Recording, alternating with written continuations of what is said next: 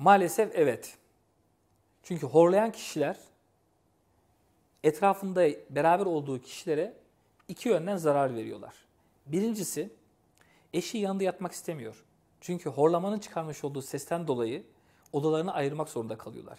Veya başını yastığın içine gömerek o sesi duymamaya çalışıyorlar.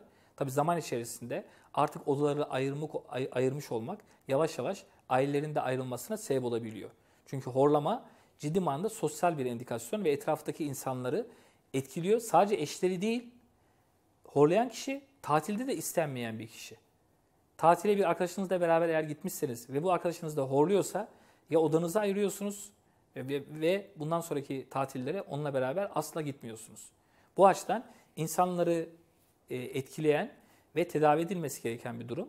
Aynı zamanda evlilikte boşanma sebeplerinin bir tanesi de horlama sırasında ve uyku apnesi sırasında olan kişiler uykuda dinlendirici uykuyu alamıyorlar.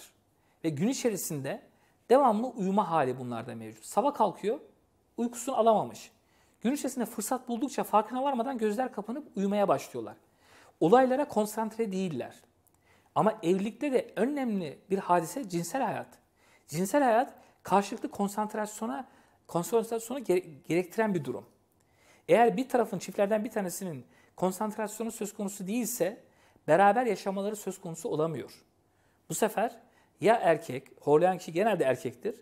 Eğer erkekse veya bayansa bu sefer bu cinsel hayatı dışarıda arama olayına yönelmiş oluyor.